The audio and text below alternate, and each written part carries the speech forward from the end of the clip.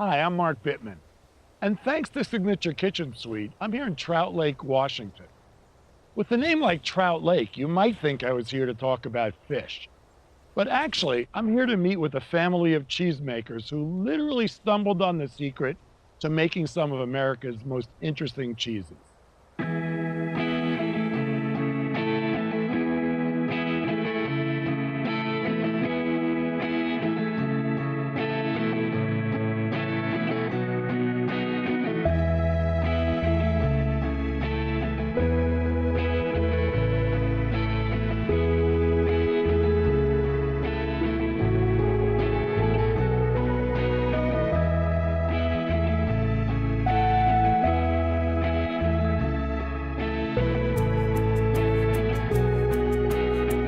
Cheese is a living thing, and in a way, that makes a cheesemaker a parent. And that parent has to really take care of and develop this living thing. It starts with the best possible milk.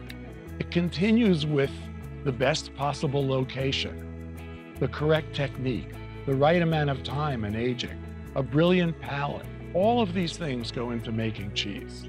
We're gonna have a look at how that's done. Hi, Marcy, John. Hi, Mark. So I'd like to know how you got here, this amazing place, and there's got to be a cool story behind that. Tell me the story.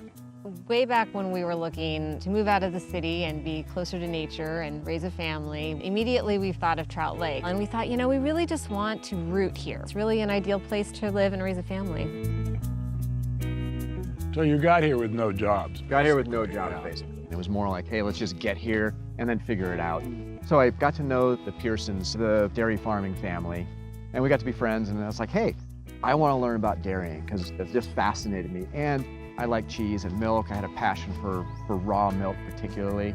So as I was doing more and more and getting more involved, like, well, we got to pay you something. Well, give me milk. So I started making cheeses, and I started buying cows. They were making cheese. They weren't making cheese. So you started making I started cheese. making cheese. Well, and we had discovered Trout Lake has a deep history in cheesemaking. Back in the war era, the U.S. commissioned scientists to find what caves in the U.S. would mimic the same conditions as the Roquefort caves in France. And so they only found 2 locations in the United States, one being in Trout Lake. As we were looking around and he started making more and more cheese, we're like, wow, we really need to find a cave. So you're working in this dairy, you have more milk than you know what to do with. You start making cheese. Now what?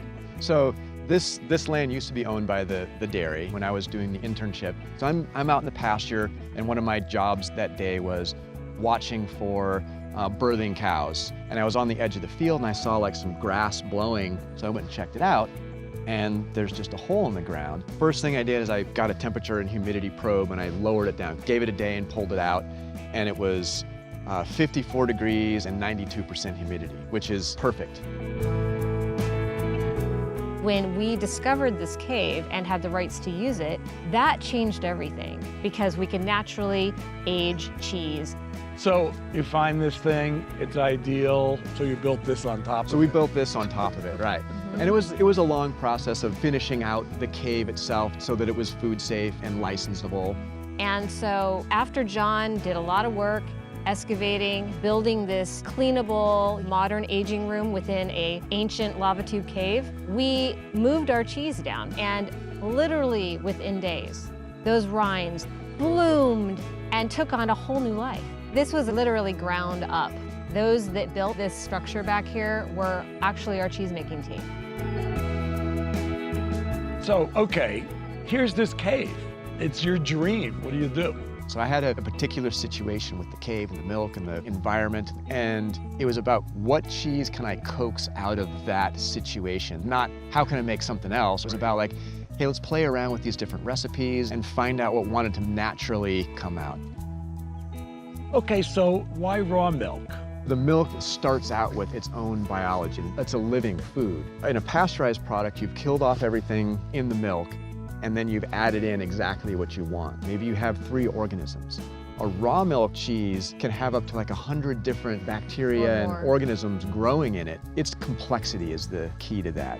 So when you make cheese from pasteurized milk, you're taking basically a sterilized product. Right. And adding in, oh, I'm going to make cheddar, so here's this, and that. Right. But you're not letting the milk sort of determine what the cheese The is characteristics going to be. of the milk, the subtle flavors. Think of all the probiotics. There's a lot of probiotics in raw milk. There's also natural enzymes that aid digestion. I have some bad news for you guys. People take their cheese and they wrap it in plastic wrap.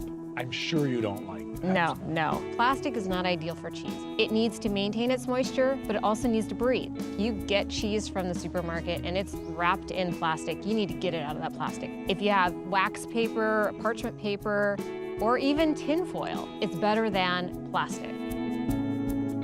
So often you're confronted with cheese in a supermarket and you don't know what's going on. There's some obvious advantages to cheesemongers. Maybe you could talk about that a bit. Absolutely. I believe that if you have access to a specialty cheese shop, they will have true mongers there. And the mongers know cheese. They know the different styles of cheese. They know about who makes the cheese. They can tell you how to pair it. They can tell you how to serve it. When you get a cheese from a cheese shop, a monger will know just how to care for that cheese. And then serving, storing and serving, because you throw the cheese in the refrigerator, but what if you can give thought to storage? So it depends on what you want to do with it. In the low 30s, you've pretty much put it into complete stasis. There's no biology going on.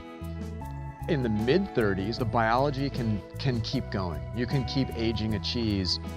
At the low 40s, you can actually develop a cheese. So it really depends on what you want to do with it. If you want to like, hey, I like it just the way it is, you're going to put it at the low 30s and stop it.